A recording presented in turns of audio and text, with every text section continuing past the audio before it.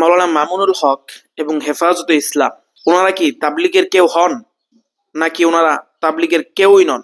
এই ব্যাপারটি আজকে আলোচনার বিষয়। সম্প্রতি গত কয়েকদিনের মধ্যে সাদপন্থী এবং আলমী শূরাপন্থী, যাদেরকে জুবায়েরপন্থী বলা হয়, এই উভয় পন্থীদের পক্ষ থেকেই ভিন্ন ভিন্ন দুটি সংবাদ সম্মেলন করা হয়েছে।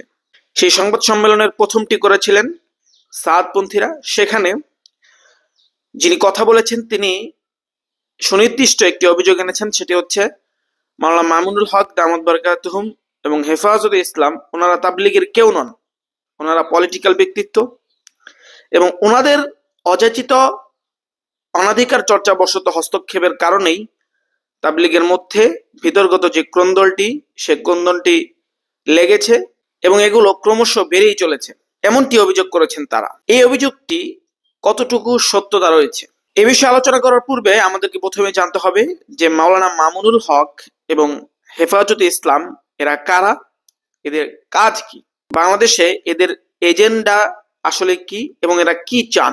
আমরা সকলেই জানি যে হেফাজতে ইসলাম বাংলাদেশের একটি অরাজনৈতিক সংগঠন এবং মাওলানা মামুনুল হক উনি হেফাজতে ইসলামের কেন্দ্রীয় যুগ্ম মহাসচিব এবং ঢাকা বিভাগীয় কমিটির সাধারণ সম্পাদক, জেনারেল সেক্রেটারি।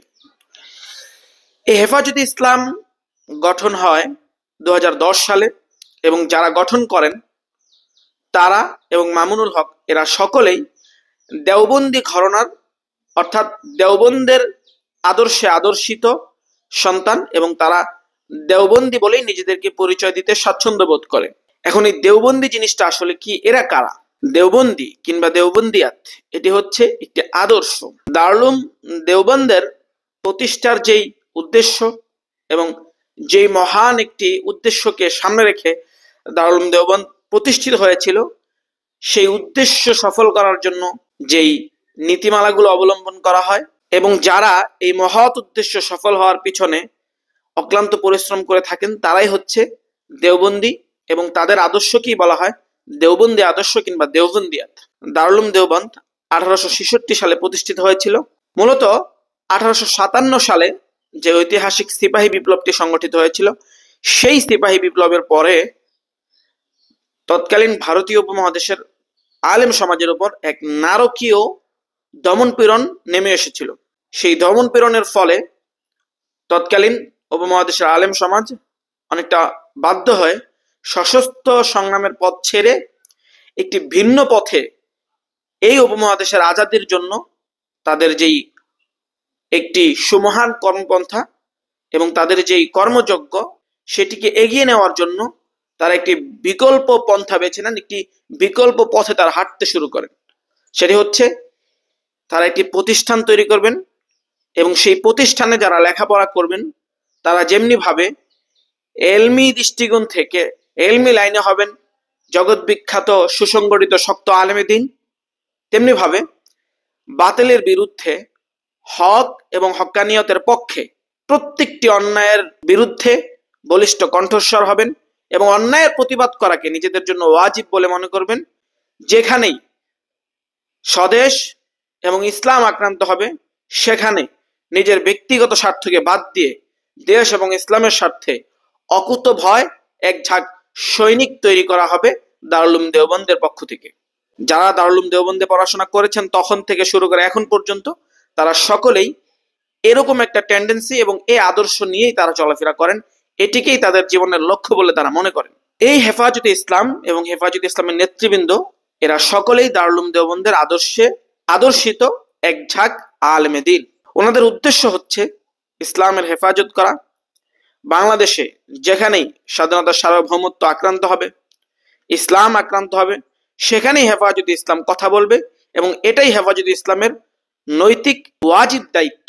হেফাজতে ইসলাম গঠনের পর থেকে এখন পর্যন্ত দেশ এবং ইসলামের পক্ষে বলিষ্ঠ ভূমিকা রেখেই চলেছে এবং এমন একটি সংকটাপন্ন মুহূর্তও দেখানো যাবে না যেখানে ইসলাম আক্রান্ত হয়েছে, দেশ আক্রান্ত হয়েছে, হেফাজতে ইসলাম নিশ্চুপ ছিল। এর একটি উদাহরণও দেখাতে কেউ সক্ষম হবে না। এখন এই যে কথাটি বলা হচ্ছে হেফাজতে ইসলাম তাবলিগের কেউ নন, এই কথাটি আমি তো মনে করি একেবারেই হাস্যকর একটি উক্তি। তাবলিগ তো দ্বীনের বাইরের কিছু নয়, দ্বীনকে সহজভাবে মানুষের কাছে, সাধারণ মানুষের কাছে তুলে ধরার জন্য তাবলিগ একটি মাত্র পন্থা, জাস্ট একটা পন্থা মাত্র, এর বেশি কিছু নয়।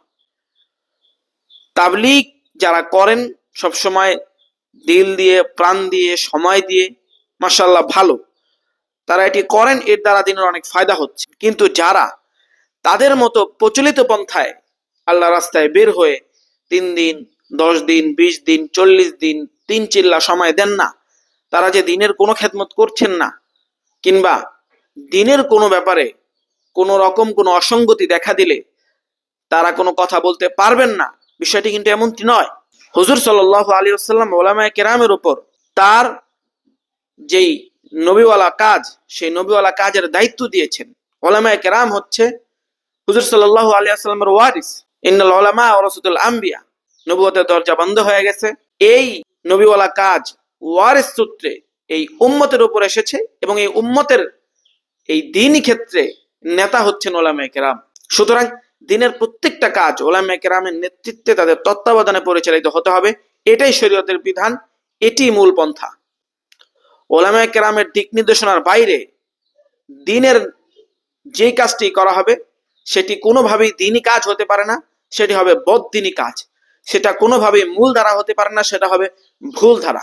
উলামায়ে কেরামের উপর রাসূল সাল্লাল্লাহু আলাইহি ওয়াসাল্লাম ভরসা করেছেন, আল্লাহ ভরসা করেছেন, এবং আল্লাহ তাদেরকে দয়া করে, মায়া করে দ্বীনের খেদমত করার জন্য, মানুষকে দ্বীনি রাহবারি করার জন্য মনোনীত করেছেন। অতএব শুধু তাবলিগ নয়, দ্বীনের যে কোনো ব্যাপার অসঙ্গতি দেখা দিবে, সেখানে উলামায়ে কেরামের দায়িত্ব হচ্ছে, দ্বীনি দায়িত্ব, নৈতিক দায়িত্ব হচ্ছে সেখানে কথা বলা এবং ভুলগুলো শুধরে দেওয়ার চেষ্টা করা। হেফাজতে ইসলাম, মামুনুল হক এবং বাংলাদেশের প্রত্যেকটা শ্রেণীর উলামায়ে কেরামে এই দায়িত্বটি পালন করছেন, এবং এটি আল্লাহ প্রদত্ত, রসুল প্রদত্ত দায়িত্ব।